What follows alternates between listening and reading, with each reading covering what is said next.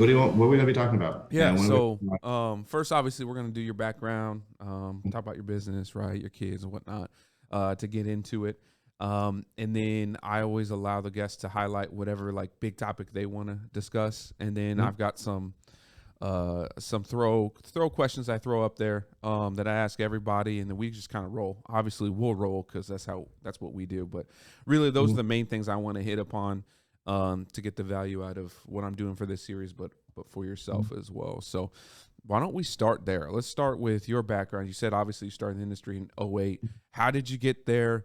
And how are you where you're at now? Because 14 years in this industry is that's an accomplishment. That is you did a lot of things. You've grown a lot of things. There's a lot of things that have happened in 14 years. So why don't you walk us through that? Yeah, sure. So I fell into this business ass backwards, right? I was coming out of the Marine Corps. I was coming off of a deployment, and my first introduction to money and the whole idea of finance was when I first deployed. I came back and I had more money than I'd ever had. You know, young dumb Marine, just sitting on more cash, sitting on like 30 or 40 grand. What do? You buy stuff, you spend it, and I was broke 6, 7 months later, right? Well, I decided I didn't want to do that anymore. It was painful. I didn't want to have to move back home. I didn't want to have to go through any of those things. And I ended up having to go on another deployment, which was the catalyst. So between my first deployment, which is in 2006, and then my second deployment, which is my first deployment was 2004, and then my second deployment was in 2007 when I came back from Iraq the second time. Between that time, I went back to school, worked on getting my degree. From there, when I came back, I had more money and I just decided to sit down and concentrate on what I was going to do. And I also wanted to get a job in a space that was going to allow me to work with other people and teach me basic business. So I got a internship at a business brokerage firm. So helping with business valuations, helping with buy-sell agreements and overall valuations. And that was my intro to financial services. Now, I was living in South Florida at this point in time, so got a chance to see a lot of different businesses and a lot of different people. The downside with that, though, is this was pretty much coming into Florida was going through a serious recession. Businesses were failing because the real estate market kind of had a huge falling out. And also, you know, we had the huge financial shutdown, the huge financial and the mortgage crisis, which affected Florida big time. So every business owner who thought that they had a beautiful business 6, 7 months prior was now struggling to figure out how to sell. So lesson learned, don't wait until you're failing to try to get out, right? You plan with the exit in mind and know where your target needs to look like, and then let's work through that process. So that was my intro. I started working at a business brokerage firm. I worked there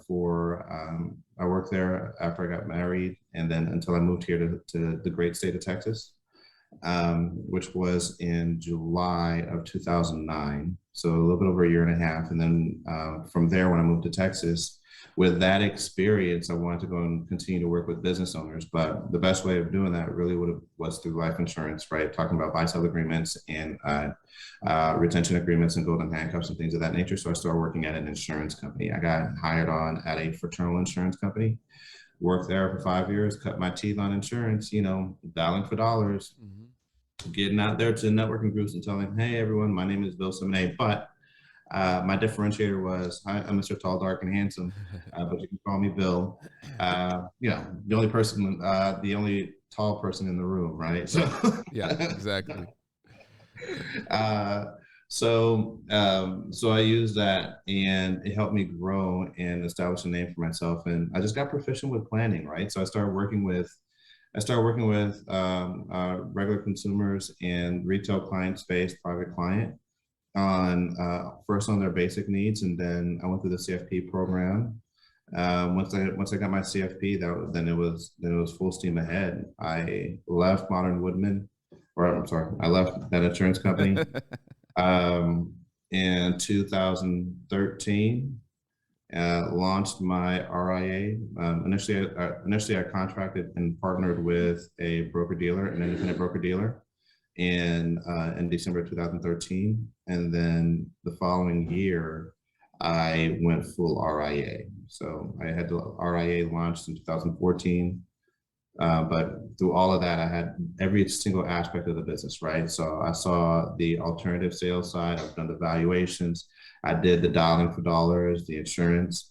I've pretty much covered the gamut in this business, and um, each each opportunity has been a learning experience. I picked something up from every single part of it, and I don't regret any of it. I'm glad I went through it all, and today, here I am with employees and growth and being able to make this work. Thank you. Absolutely. And And with your practice now, what type of clientele? Who do you work with? What do you like to do, and who do you like to work with? so recently, my business started when as an independent. When I first started as an RIA, my business was primarily female decision makers. When I worked primarily with women clients, right? It was probably 70-30, female to male between the ages of 35 and 60. Um, um, Middle class, upper middle class, not high earners, right? So teachers, um, people in the education field, some consultants, C-suite executives, things of that nature, decision makers, and their households, right? Since starting, my business has kind of has morphed into what I call high earning blue collar. So like HVAC, plumbers, electrical, service industry folk, construction owners of construction companies, and things of that nature. People that are good with their hands, but um, weren't necessarily used to working with a financial planner. And there is a wealth of opportunity in that entire space, right? I know a lot of individuals, a lot of financial planners now look for the doctors, which I have a lot of I have a lot of medical physician clients. Those are pains in the asses. Engineers, architects, Pains right? in the ass, all of them. Okay, all pains in the ass, and they're great clients to have because they have great income potential, but nothing makes nothing is like working with a plumber who charges more than you to come out and unclog a toilet on a Saturday afternoon. Yep. If they go out on a Saturday afternoon. Yep. And I got to tell you, like, they're a lot more fun to talk to and work with. And when they trust you, they trust you. It's not a going back and questioning every decision that you're making. It is okay. I know that you have my back. I know that you're working with me. What do I need to do to make this go? And with that business valuation, business brokerage background that I've had, it's been really good at helping them plan with the exit in mind, because that is really what's important there. So my client base right now is a good mix. I still have my retail client base, my traditional client base there, but outside of my retail client base, which makes up maybe 40%, 50% of my business, I have my professional space, which is those business owners. So it's going to be blue collar high earning. It's going to be the service professionals, and then it's going to be a small mix of executives. Um, Average client age right now, I think, is 41, and average client asset is about 350,000 to start with us. And we put everyone on a retainer based model, and we have a retainer based model, and AUM is what we charge. So that way, those are our compensation lines. We are fee only. There you go. And is it nationwide? Do you stay more local? Like, how do you feel, and where are your clients at? When I started this business, I couldn't. Well, when I started growing independently, my clients were coming from all over the place. Now, for sure, right? There is no regional restriction. Sorry, Joe, stop. There is no regional restriction on this business, right? We have clients now in California. We had clients in Chicago. We have clients in Kentucky. If you can find me and you can pick up the phone and call me, I can work with you. How important do you think that message is to prospective clients out there, not just for you, but for all of us in the industry? How important is that message that you just said? Oh, it's extremely important because you got to find the right person to work for you. Look, Michael Kitces has a presentation that he's done. I've seen it several times, and it's one of my favorite things when he says, if you have a cold, if you have a sniffle, if you need to go and see your regular checkup, you go to the local doctor and you do that. But if you find out that you have a brain tumor and you need it operated on, and there's only so many people in the world, you are looking. If the guy is in New Zealand and the expert is in New Zealand that you need to see, that's the person that you talk to, right? Well, in this business, as an RIA, as a boutique firm, right? We're competing against we're competing against the big four firms everyone's trying to be a financial advisor. Everyone calls themselves a financial advisor, We'll get there. right? And anyone from your auto and home insurance guy who now wants to sell you mutual funds to the big institutional firm that normally would not have talked to you unless you have 500,000, but as soon as you walk into their bank and you make a deposit, they're like, hey, let me introduce you to our brokerage system. All right, so we're competing with all of those spaces. In order for us to be unique, we can't be geographically restricted. I can't just be like, hey, look, I am the top advisor in Kyle, because great, there's so many more people and so many more places that we can work with. And from an advisor's perspective, that doesn't mean that we're inundated with bad competition. Like there's an Edward Jones office 2 doors from me, right? And we talk all the time and we're colleagues. And I meet with other advisors and we have conversations. We're a member of the FPA.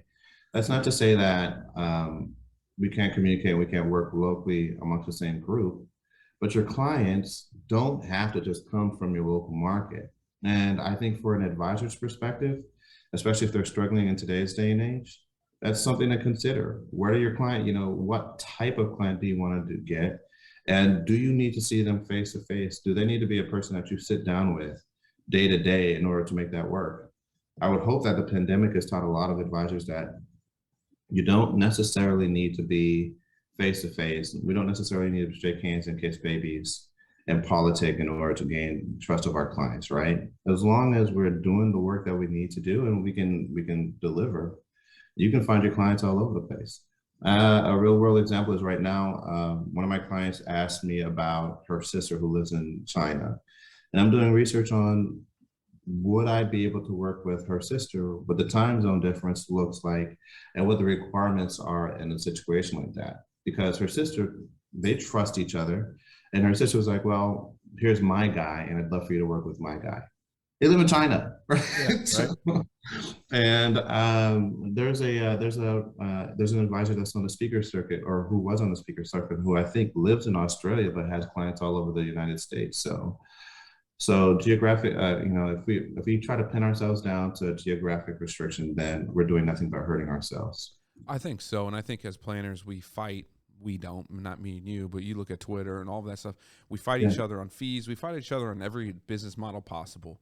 And that does Yeah. two things. One, it just disrupts the industry and we don't start working together, which I'll hit upon later. But it also makes clients not want to work with us because oh, you guys are fighting about this. Who's better? What's better? And it's not about one better or the other, although I have thoughts on some of that.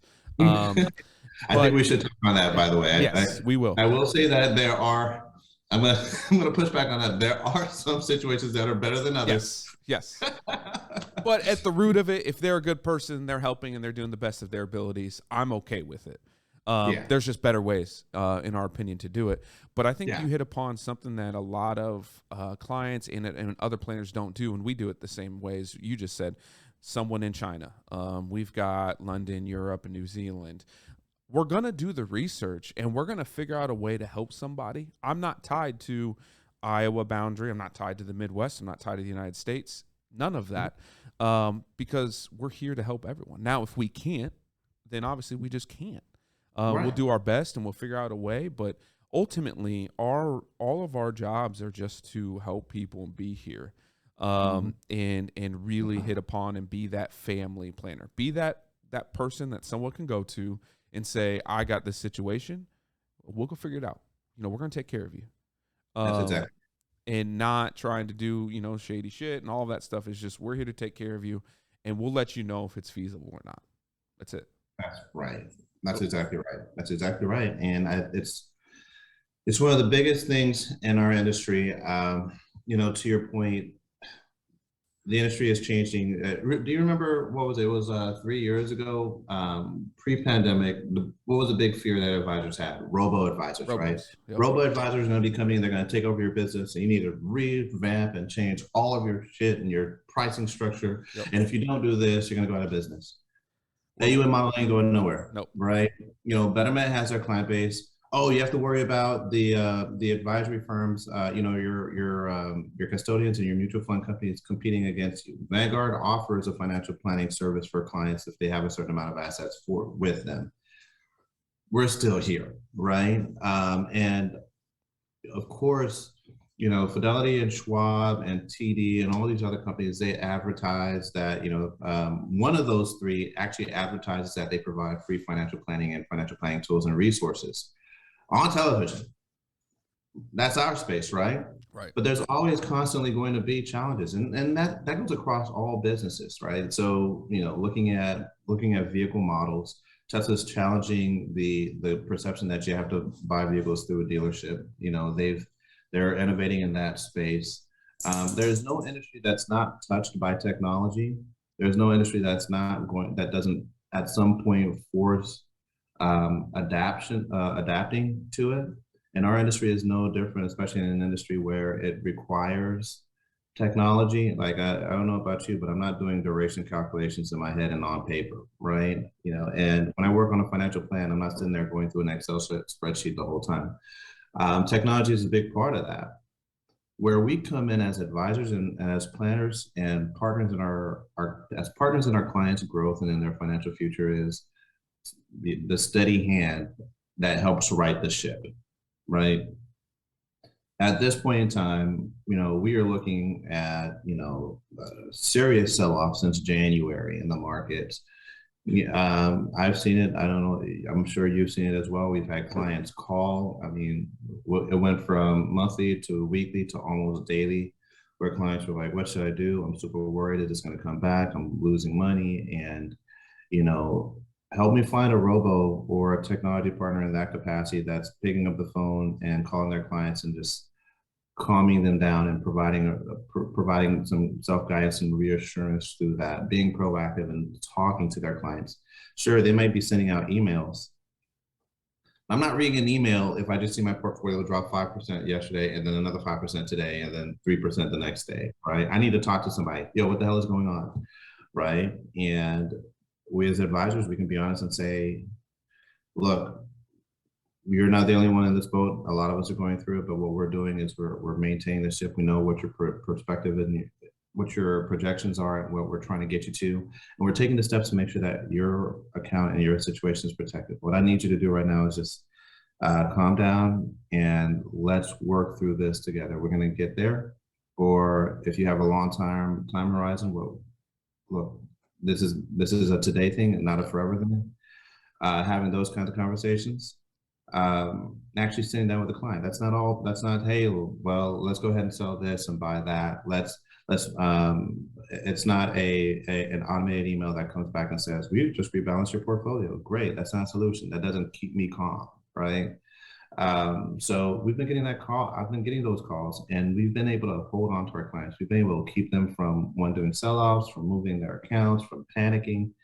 And I think that's a function of, in my case, having been through this before, but also now that every advisor that's now been at this for 5 years or more, with the exception of 2020, but 2020 was bad for 2 months, right? Yeah, it wasn't. Yeah. It was bad for 2 or 3 months. And then the market had that nice run up afterwards and it finished out positive, right? But now this is where that relationship really comes into play. And it's not just for people that have investments. It's for those clients that are going through their financial plan, that were thinking about asking for a raise, that were thinking about starting their own business, that were thinking about leaving a company, maybe thinking about having a family. Maybe it makes sense. I have questions as simple as, does it still make sense for me to try to buy a car this year? I know that my car is over 100,000 miles, and our family is growing. And we were talking about buying a car. Should I still try to buy a car now? Well, based on where we are right now, the cost of vehicles in your particular situation, your car is paid off. You probably want to sit down and hold off on that. That's financial advice. That affects a change in a person's life. It is a financial decision that they are trusting us to make and help provide them guidance on. And it speaks to their individual situation. It has absolutely nothing to do with the stock market. It has everything to do with, okay, what's it going to cost me right now to get a car, whether or not it's safe for me to dedicate that payment to a car right now, or whatever the case may be. And I think that's you're highlighting the differences, and we've been actually during this conversation using advisor and planner interchangeably. And our industry does a piss poor job, top to bottom, of what titles are, what actually happens, what is what. Because in our industry or in society, everyone thinks of us as, oh, we just deal with investments. Yeah. And I don't know about you, but that's, yes, we deal with them, but in terms of your overall life, it's a very small piece. It Very, very really, small. it just should not affect you. It should not affect you that the market's going down like this and everything. Because yes, it's going down and everything, but that shouldn't affect you emotionally day to day. Your day to day is the rest of the plan, right? Right. Now, if you're in retirement and living off of that asset and that is your income, that's a different story. I'm not talking about them. I'm talking about the majority of people, of separating planning and investments. And what is an investment advisor compared to what is a financial advisor, financial planner? They're different.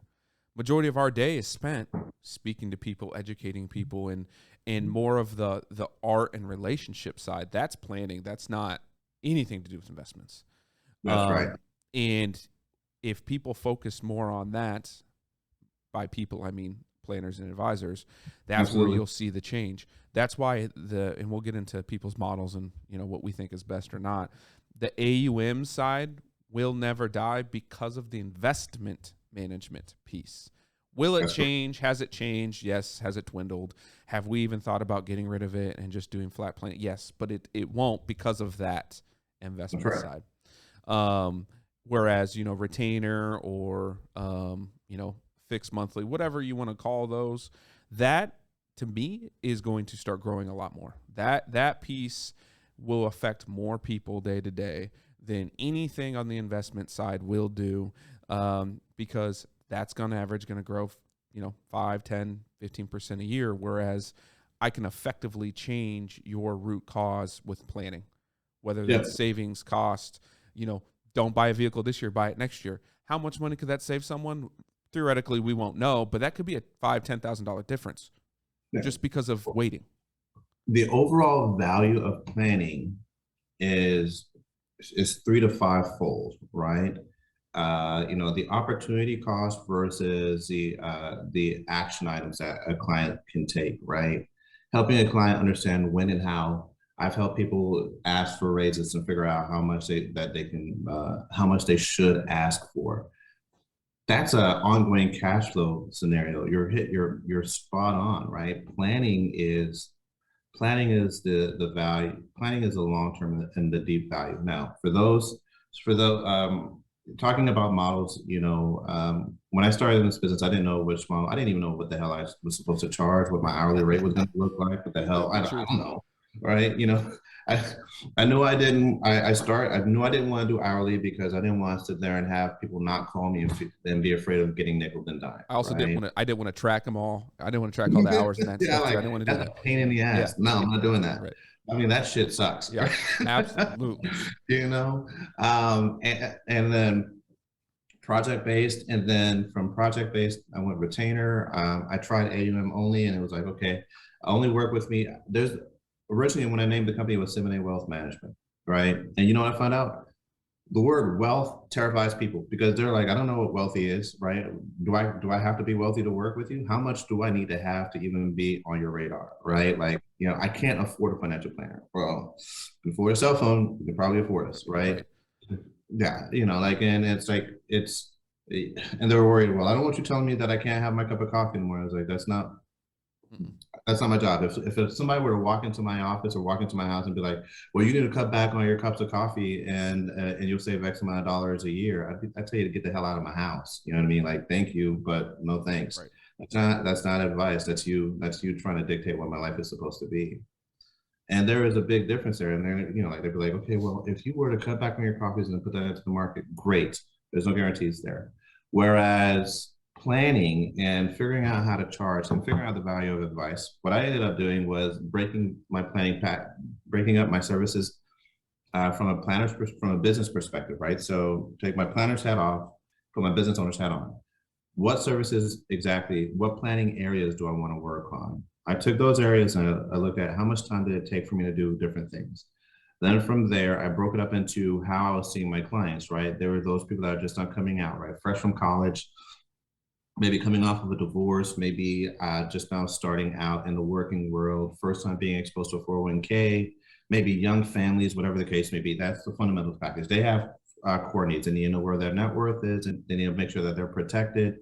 They need some cash flow and basic budgeting in place. We ideally want to take a look at a retirement plan, and we want to take a look at a structured investment solution, right? Just to kind of get them started and figure that out. Okay, boom, that's one planning package, and then some basic estate. Next plan, so I created a planning package there. That on average takes me, let's call it 10 hours to build, and then that client maybe takes 15 to 20 hours in the first year to service, right? If that, because that client has a lot of hand holding, but really it's phone calls, a couple of meetings, and let me keep you on track. So then I was like, okay, that planning package, that's going to take up X amount of hours of my time. On average, we're good there. Then I created from there. I was like, okay, who's the next person? Who's the most standard client? Which is my catch-all? Good, better, best. And from there, adding just a couple of other planning areas, right? Specific college planning, some basic estate planning stuff, finding good technology partners, which, man, if we have time, man, you and I, we could probably talk all day, Story. I'd love to talk about technology in this industry and how you go down that black hole. Do I need this? Do I need this? Oh my God. So what I did was I ended up breaking up and then I created 3 planning packages. And then on top of that, I added, I was like, okay, well, investment management is not a requirement, but if you want to do it with us, here's what our price point was. Um, I used to call it the McDonald's model because it was inspired by my son when my son was 3 years old. The kid could point out, and if I were to take him into McDonald's, which we didn't do very often, but it was a special treat for him. Everybody knows McDonald's. Everyone knows a Happy Meal. He can point at a Happy Meal. He knew what it was. He knew what it came with, like that, Right. right? And I'll test you. Here's a quiz. What's the number one on the McDonald's menu? I, I haven't been in McDonald's in over a decade. So, Okay. Big Mac.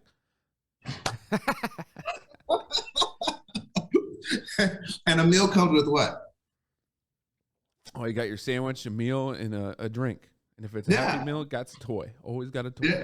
You got a toy. You know what you get, right? Yeah, absolutely. And then you have a little side menu where you can add other stuff. But it's universal, right? Number one at McDonald's is a Big Mac. Number two is a quarter pounder. Number three is a double quarter pounder with cheese, right? I think I don't know. I haven't been in one of those in a while either, but you're probably not wrong. It's probably it. I mean, that's exactly what it is, right? And every McDonald's in the country has that, right? And so it makes sense. So in my case, I was like, okay, let's create packages that people can remember. So I call them wealth. I create Wealth Builder Fundamentals, Wealth Builder Standard, Wealth Builder Premium, and Wealth Builder Premier, which just broke it down based on client needs. Mm-hmm. And it was super easy. You can go to my website, see the price point, see which planning packages makes the most sense, and then start the conversation from there. So when they're coming and calling into the office, guess what? I'm not fighting over price, right? You know what? Here's what the planning packages look like. Here's based on our conversation. You can walk out of here knowing what you're going to be paying. And it took me from scrambling and struggling and trying to figure out where my clients were going to be, trying to figure out what my price point was going to look like, how much I should charge. Being a financial planner versus being a business owner is very different, right? Because as a financial planner, as a job, that's one thing, but as a business owner, there's it becomes a lot more complicated. it was good to be able to go through that work and then just simplify the process for both myself and for our clients, prospective clients. And it made the client development and retention process a lot smoother, and it created some efficiencies. And it gave us some consistent income and some growth. Now, what we're running into is now we're running into volume issues, right? I'm the only advisor in my office. If anyone's listening, looking for a virtual planner or a partner or somebody that wants to come over, Hiring. hiring, Right. Lord knows I need some help. We're running into an issue. We've got a little bit over, I think, 160 or so clients that we're working with planning wise directly. And at first, my goal was to grow Mhm. and have, the math was like get 150 clients at X amount of dollars, Right. and you're good and you grow. Nope, 75 to 100 clients on the planning side only. That's all you need. If you are planning per advisor, I would say that if you're doing actual planning work, 75 to 100. If it's investment only kind of work, then you can have, Right. who cares, right? The number is the growth. But per advisor, per planner, excuse me, 75 to 100, and then from that space growing upwards. In my case, I'm trying to shrink that because for me, it's operating the business and servicing the clients. Whereas I want to have dedicated people to do client work and planning and that kind of stuff. And then as we continue to grow and as we continue to structure, making sure that we have the right balance and the right mix. I know some advisors can do 300-400 people. And I notice I said advisors, right? If you're coming from the insurance world, once you sell a product, once you put it in place, that's considered a client. That's not, that's a customer, right? And then all you're doing is, if you're going back and the only time that you're having conversations is when you're going back to resell something or just do a quick policy check, that's not planning. If you're a real planning client needs 10 to 15 hours a year, right? That's a touch, that's 1 to 2 meetings, that's individual portfolio reviews, and that's overall plan, and then each year plan update. That kind of stuff takes time per individual client household. And so what we're running into is, as a challenge for the firm, for me, is making sure that we can maintain the quality of our work and then adjusting for the quantity of business that we're getting. I mean, our referrals and our client base is growing pretty well. We've got great reviews, but now the volume is such that the volume and just the overall structure is such that we need help to maintain that efficiency. Yeah, absolutely. Which is a great problem to have. And I'm proud of you for that one. But yeah, that's the problem in the planning side. And why everyone Yep. says boutique and niche is we use those words interchangeably a lot, but a lot of it comes down to the fact that we can't take on 1,000 clients. Nope. I couldn't just buy a book or do whatever and have 1,000 planning clients.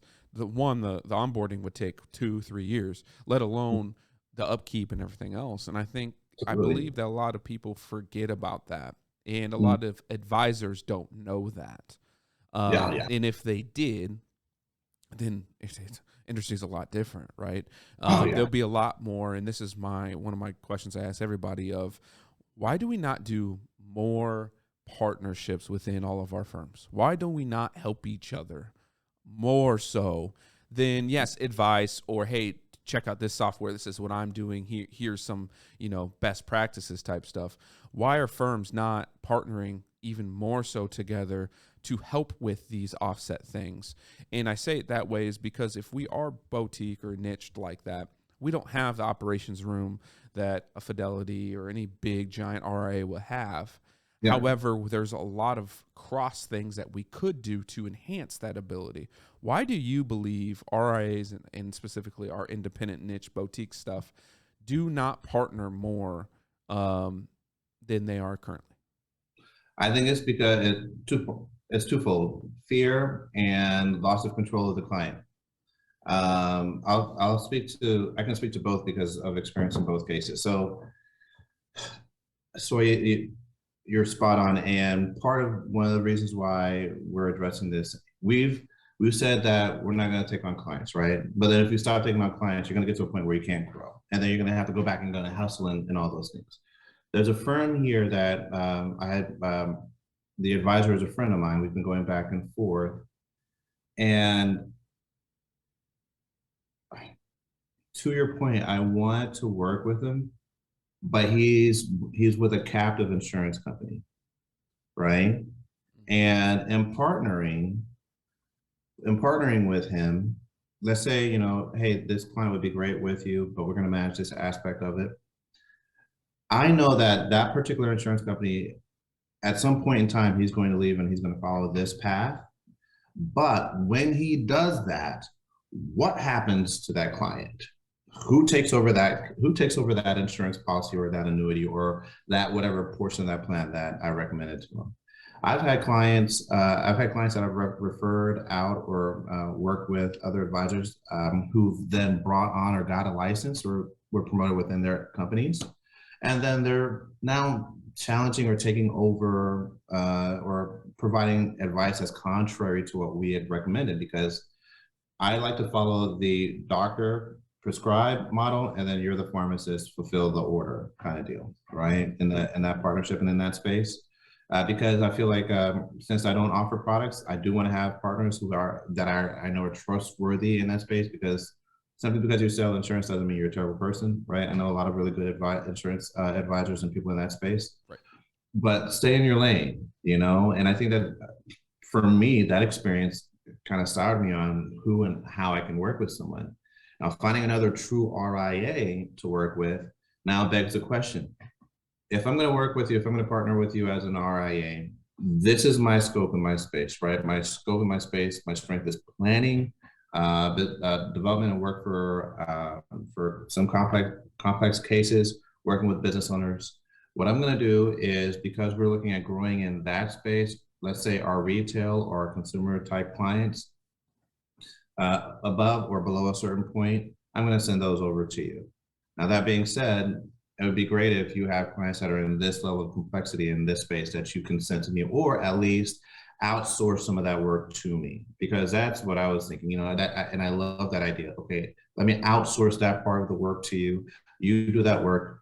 I compensate you directly, or I'll have the client go to you, and then you work in that space. But the relationship, the retention of the client stays with either me or stays with you based on how they were referred.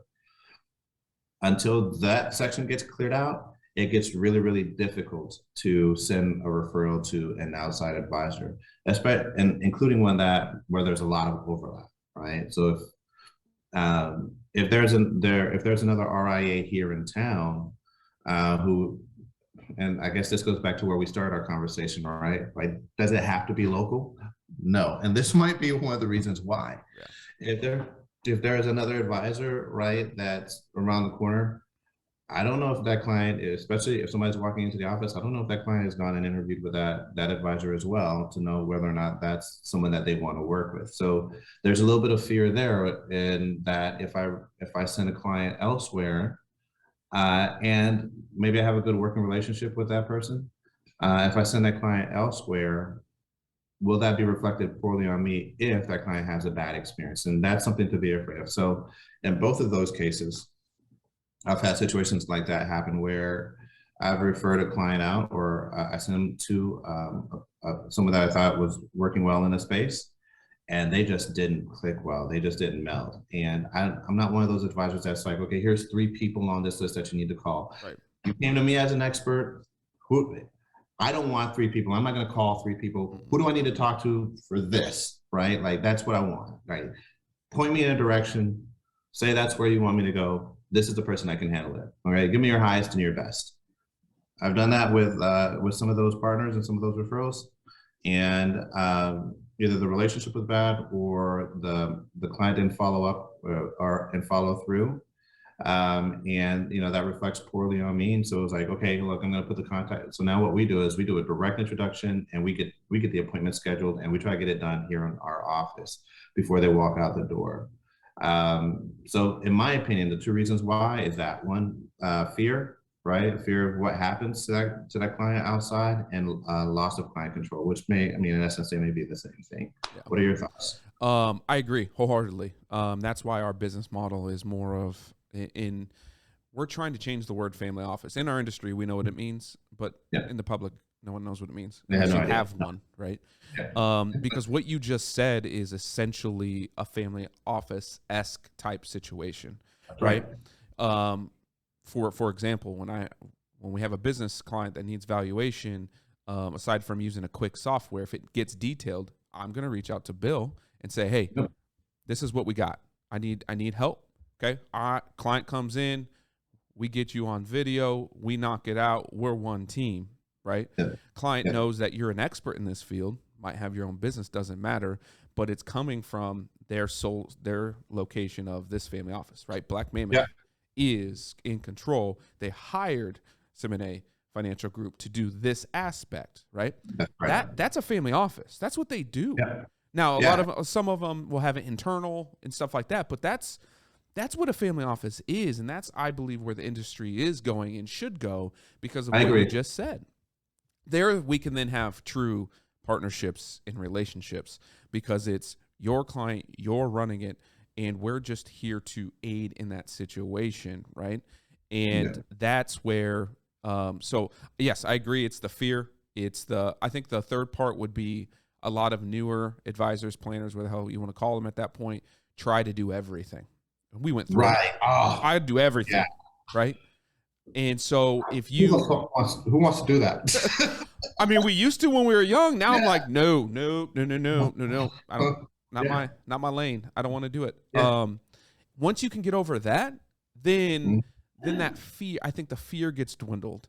I think the control piece will always be there, but it gets dwindled because I don't do that. That's not my lane. I know my lane. I know what I'm an expert at, and I know my connections who are experts in that. So that's my opinion on that. I want to see it grow. I want to talk about it more because there's planners like you and your firm. You're getting to capacity where you need that so you can continue to grow that capacity, which then helps Right. the other firm grow as well. Now we're growing firms. We're growing each other. We're helping each other up. We're not doing, right. we're not doing the monkey in the barrel, the crab in the barrel type situation of pulling each other down. We're actually Right. reaching down and helping everyone grow up. If you do that, that means there's more clients getting proper help, and we can change. They're growing together. That's right. Mhm. And more people that we can work with, because like some of these presentations, this is why I love conferences, because you're going to see there are some amazing speakers sometimes. And E-Money had Gary Vee one year, and one of the things that he was talking, Gary Vee, his language is absolutely terrible, which is great because I cuss like a sailor anyway. And it's taking everything in my power not to use profanity, Yeah. but who Just cares? don't drop the F-bomb. That's the only thing that we try Yeah. to stay away from. Yeah. Everything else is game because I can't help myself. That one almost slipped out, and I had to catch myself. Right. So, but he's on the stage, and while he's doing his presentation, I go to the profanity part because I recognize something in his presentation. He is cold and he's calculated, and he was very structured in how he was talking. And he said he was talking about how people would quit, and he was like, "This is bullshit." And then all of a sudden, you just see everyone's eyes. If they weren't paying attention, They were there. Yep. they were now, right? And there was nothing magical or special about anything that came out of there. It was the presentation, the structure of that, right? And what I grabbed from that was, within our industry, within structuring with young advisors, and especially with seasoned long-term. So you and I, we are in this middle term, right? We are within this 10 to 14 year renaissance within our industry, right? 10 to 15 year renaissance where it's definitely no longer insurance based. It's no longer just insurance. It's no longer just AUM, right? It is planning. It is combined. It is gig economy. How do I maximize my 1099 income? It is complexity and structure to plan to a client's life, right? And in that, it requires partnership. It requires the need to release and open up and work with other people. It requires being able to work at scale, right? We have a business now, we have a model that requires scale, and it requires complexity. And it means that we also need to be able to communicate better with our clients and the people that we're working with. We need to be able to do that within ourselves. Gary Vee was able to grab the attention of 1,000 people by using a specific phrase that, everybody else's presentation is all pie charts and, Right. and math and statistics and all this other shit. And then here he comes, t-shirt and jeans, and he grabs the attention of everyone, old and young, in that room, right? To have them listen and focus, and then bring them into a point that he wants them to focus on. Our communication and our structure and the change in this industry where we're going, to your point, like the family office model requires that. We as advisors need to be better at communicating amongst ourselves. If we're going to be raising the ship, if we're going to be figuring out how we're going to work together, we need to talk about what that partnership is going to look like. We need to talk to each other more often, period. Flat out, just straight up, this needs to happen more often amongst advisors about real things, right? We need to be doing this and then talking about the complexities and the things that we're seeing with our clients, so that we can be better at figuring out our lane, figure out our space. How else are we supposed to do it? Because who wants to do everything for everybody? Who wants to be that person? You don't have time for that. And No. to use Gary Vee, don't bring me this bullshit thing of your AUM's not big enough for us to chat, right? Don't Yeah. try to big dick this. Don't do it. Yeah. It's not. Yeah. It is not the space. It's not that situation. We had a situation where I was going to be part of a conference and got called for vetting to speak, and he's like, what's your AUM? I said, well, on paper, it's like 2.5 because everything else is alternative. It's not on our paper. Mhm. We manage over 175, right? Yeah. It's all net worth based. It's not just because it's in our Schwab accounts. Mhm. And he was like, he didn't understand it. I said, well, as a family office, I don't have to account for everything on my ADV like that. Like Yeah. there's ways around that. And he's like, oh, okay, well, and just kept doing that. I'm like, okay, I'm not coming. I'm not coming for a multitude of reasons. One, you're Have you doing saved you this, the trouble? yeah, you're doing some bullshit. I'm probably the only black dude who's ever been to your conference. Now you're wanting me to speak, which is actually helping you in your conference because someone left. And now Yeah. you are questioning, My value. my Mhm. value and expertise because you read our ADV.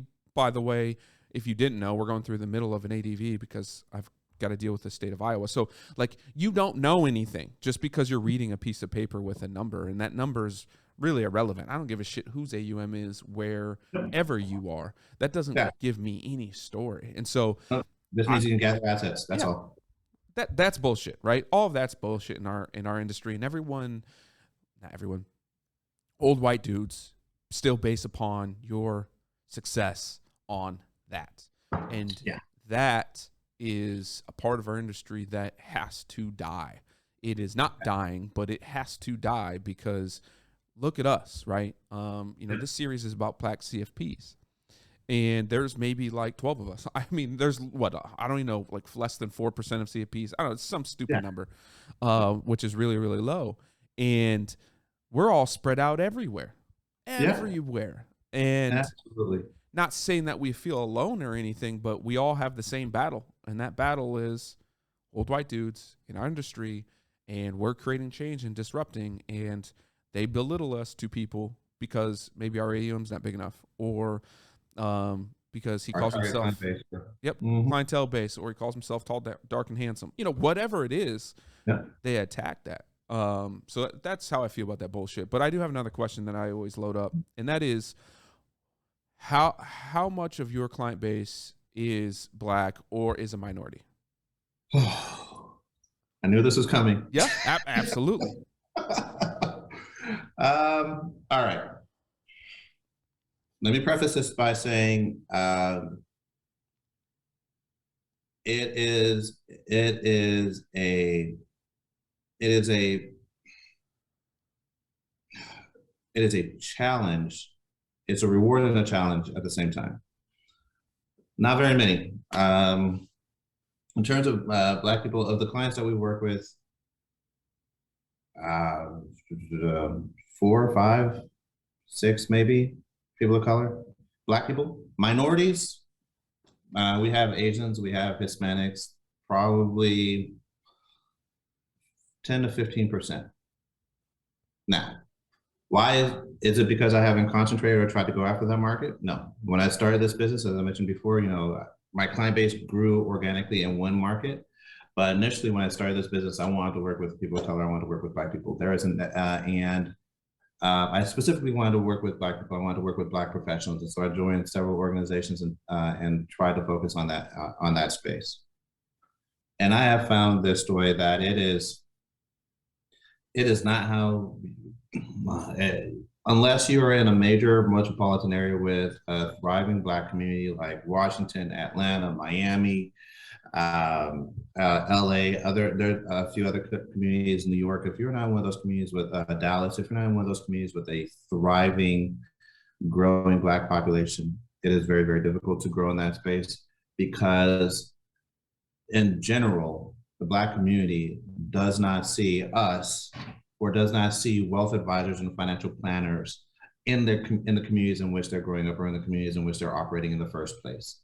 The idea of trusting and turning something over to an advisor, and then if they did, that their exposure to an advisor is not someone that looks like us. I have clients that hire me specifically because I'm Black, and so there was a time where I was a little offended by it, but now I use that as a benefit, right? As a strength, as a differentiator. And if if you go to our website, you'll see that like we advertise and we look different. Our website looks more like a model portfolio than than it does a financial planner site. There's no white people running along the beach, and we're not screaming about retirement. That's not the case, right? And we specifically went different for that reason. And while we are getting more traction and working with groups like Quad A and others to bring the idea of financial planning, the CFP board is doing their diversity workshop in the upcoming months.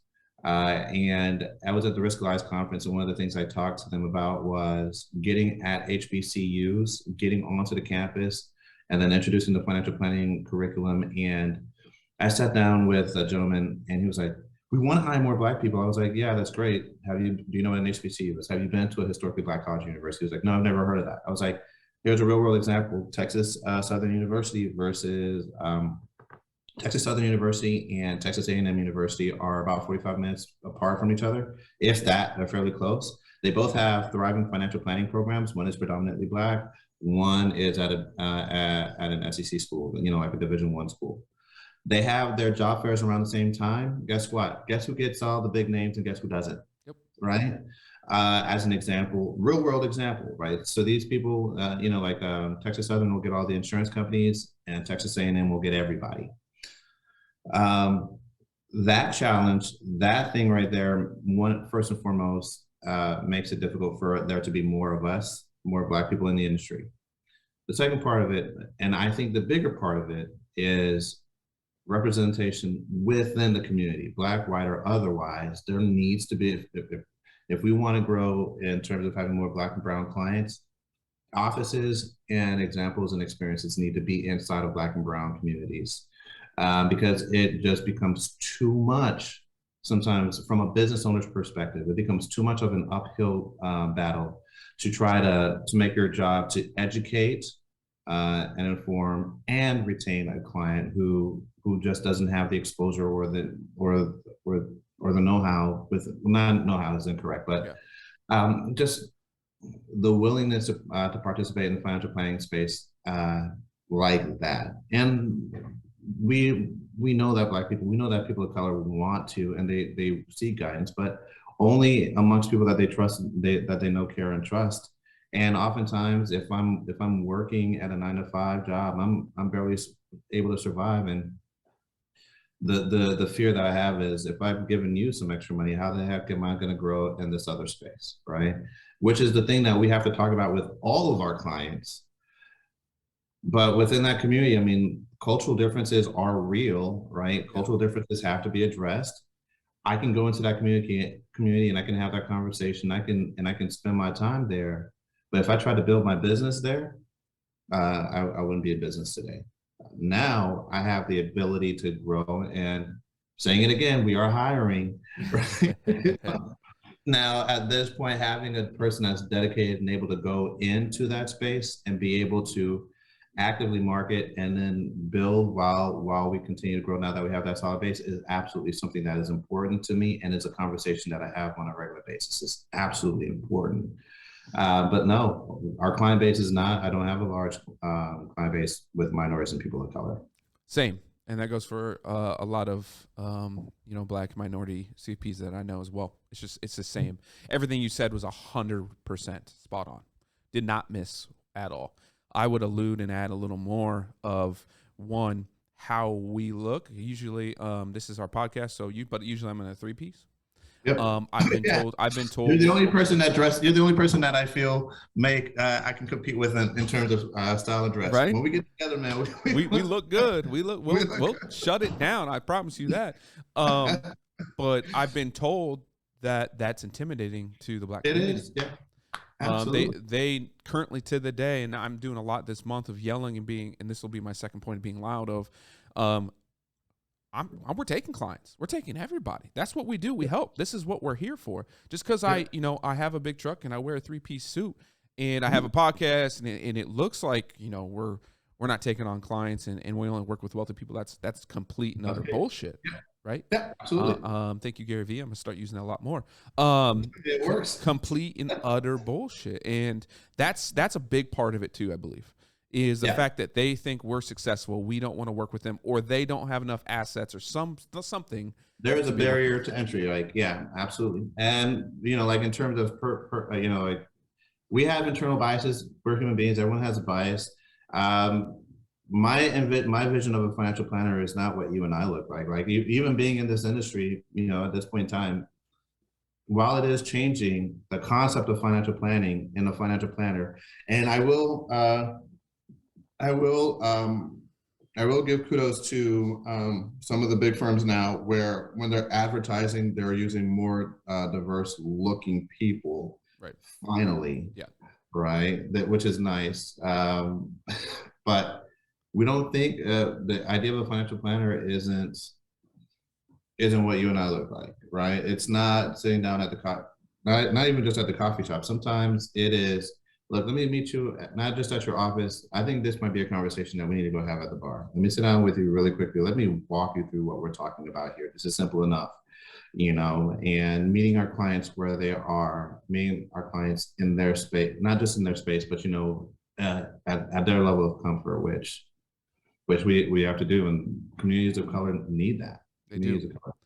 And they also need to understand that we're here to help them grow.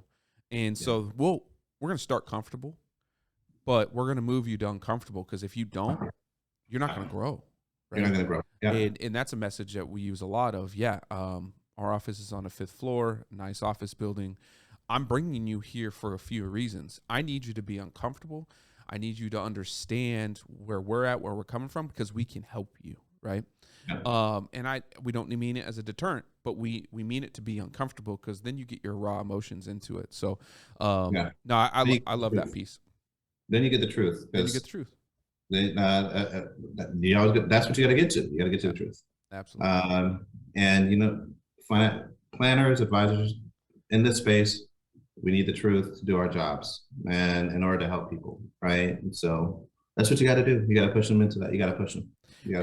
And the other point that I'll end with on that, Black clientele and whatnot, is the thing that Black people are really good at is being loud. Yeah. Loud. We're really good at being loud. In our industry, we're not good at being loud. Not enough. Yeah. We're fearful of losing our careers for being loud in this space. Now, I think that goes into every professional practice. For Black people, but specifically in our industry that we can speak upon, is we're fearful of being loud because we're fearful of losing clientele, because the majority of our clientele is right. White. Different than us. It's not us. They're different. It's not us. And so, my focus on this series and other our whole over podcast of No BS Wealth is we're gonna be loud. I want to be loud, Absolutely. up to the borderline of obnoxious, so that people can hear us. Our communities can hear us. Our people can hear us in 5 avenues to work with us. That's a big part of why we're launching our DIY journey of a conversation. The first one I'm doing is just a fireside chat with the Black CFP. Legitimately $5 to $10 a month, just because I need you to have buy-in. You get me for now. Let's just chat. Let's And group figure out of what people. you Let's want. just chat. Let's have a good conversation. I'll educate you on some things. I'll bring in experts and all that, but just chat. Start there, because if we don't start changing and helping and reaching down and saying, hey, let's just talk, everyone's got to get comfortable with just talking, not getting full blown into, what the hell the budget is and how to retire and what these accounts are and, how to avoid, the tax situation. Like, all that stuff is way too complex. Right now, it's just hey, let's chat. And part of that chat, let's not blow, our tax refund on tattoos and cars and shoes. Like, that's easy. Yeah. That's just conversation. Yeah. So let's find out what you want to be and what you want to do. Let's find out how you want to grow. Let's find your focus, right? And then specifically, what I'm thinking more along an area that gets ignored and gets missed is the Black professional community. There's a very large Black professional community, right? We are part of that. Doctors, lawyers, people that are, doing very well within themselves, people that are working C-suite. That group, once again, like everything, like a lot of things that involve minorities, gets missed and gets ignored or gets cast aside. I find it very interesting that almost every diversity and inclusion hire at a company is a Black woman, right? That's one of the most entertaining things to go to see. And I say that because it seems to be checking off all of the boxes. And I know that it's not necessarily intentional, but nothing screams diversity and inclusion like right? Black woman. I hate it all. I get all the checks. I'm done. I got my buttons, right? Oh, and if she's bisexual or any of the LGBTQ, if you can add any of that, then we are golden. We don't have to hire nobody for decades. No, we don't, right? And like to talk about being loud, there are 2 advisors that come to mind. One in particular is Tyrone Ross, who I think is doing a really, really good job of just getting his information out there, being loud and being on the stage and pushing to make sure that people recognize. He does the thing about literacy, and then he talks about the communities that he's in, which phenomenal, right? And there's another one named Kathleen Boyd out in California who has been and speaking, openly gay Black woman. I share this story sometimes, and she wouldn't mind me sharing. At one of the conferences, we were literally sitting there and we were talking about Black women's hair and then how we were the minority and how often people want to come up and touch it. And I was like, I guarantee someone's going to want to do it. And without fail, an advisor walks up and is like, I just love your hair, and just naturally starts reaching for it, right? And we're sitting there, and she does a natural back thing, right? And we're like, it's the lack of exposure, it's the lack of community. And here we are, professionals in a setting where, even still in the professional setting, here is somebody that's like, oh, I'm seen as exotic or a little bit different, right? But Black professionals don't get talked to as much and don't get reached out to. These are people that are in the same situation as most advisors, not most advisors, but everyone else in the people of color community, right? They still need help. They still need access. They want advisors, but we aren't reaching out to them. We're not meeting them where they are. And this is on us as advisors, and this is on us as people of color. As an advisor, this is something that I wish I had spent more time on, and something that I'm going to be concentrating on now is Black professionals. They need us just as much as anybody else, but they are slipping through the cracks, right? They are not finding advisors. They are not finding planners that are sitting down and willing to work with them, or are working with them at their current place and where they're at. So I think that as a focus, that group as well just needs to that group we as advisors need to be better at. One person that's really good at this would be Renee Norris. If you had a chance to talk to her at Urban Wealth Management out in California, phenomenal woman. She's got Black woman. She's got a great practice that focuses on women, and she works with a lot of Black women professionals. And with her, I'm like, how do you do it? She's like, well, I'm a Black woman, and they want to talk to me, and I know how to reach out to them because I've been in that space and I've worked in that world. She spent time, I think it was with Merrill Lynch before she went independent, and she was able to grow tremendously because of that difference, right? So the cultural differences are important, and notice the phrase is, I use the word cultural. I'm Haitian American. I'm a first generation Haitian. My family is from the islands. There are plenty of Black professionals that are very successful. Sit down now. Ask me to sit down and try to have a conversation with them on on planning, and watch how that conversation goes nowhere. Yeah, right. Like it goes nowhere. So like those cultural boundaries, those cultural barriers, I think are things that we need to deal with. I think it's incumbent upon us as advisors. I think we do need to teach, the other side of the business, white people and Black, brown, Asian. People just want advice. Like if more advisors were to go into those communities, if we spent more time working across the board and working within those groups that are underserved, I think the situation would be a lot different. I think overall comfort and direction of our financial health would be different. Absolutely. I agree. I agree. Well, we could chat probably all day. But anything you want to leave with, or last things you want to say? We've got a lot of good takes here, and I think it'll blow up. Just because that's what we do. But any final things you want to say or discuss? Yeah. So this is advisor directed. I would say, look, this this period this time period that we're in is designed to test your metal, right? If we're generally the duck on water, right? Still feet moving, and we're still calm on the surface, whether it's raining or whether the water's choppy. Um, it's incumbent upon us to make sure that we are reaching out to our clients and that we are communicating not just our value, but reminding our clients what their intentions and what their goals were, and letting them know that, hey, look, this is going to be okay. This too will pass, like everything, and all. We just need to make sure we give it enough time to do so. And something that I am learning and comfortable with is being way more intentional with your actions in your business. In your personal life, do whatever the hell you want, but in your business, being way more intentional with who you work with, how you work with them, and why you work with them.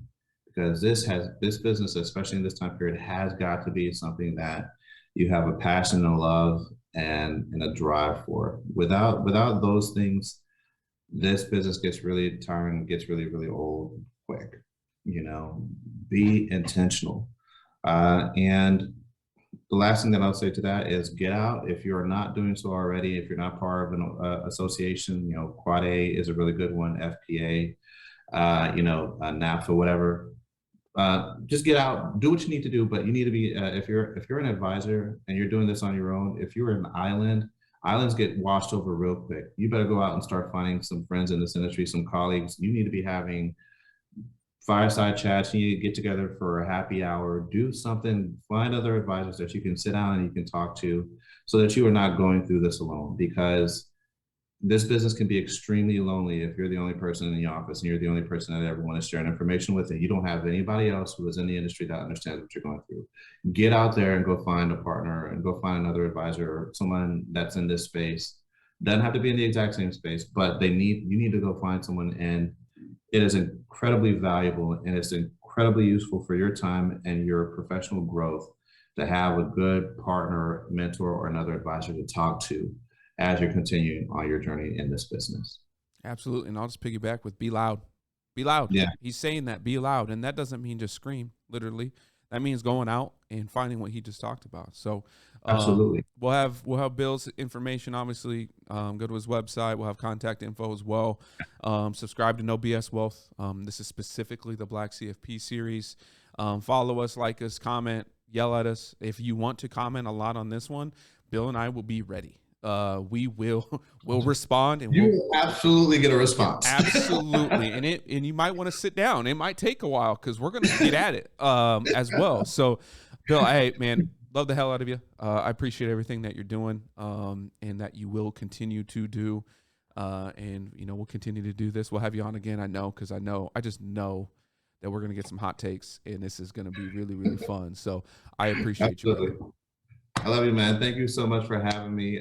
Thank you guys so much. Financialplanningworks.com is the website, at Bill Simonet on Instagram, Twitter, or just or just at Bill Simonet. You'll find me. Yeah, For sure. name's right there.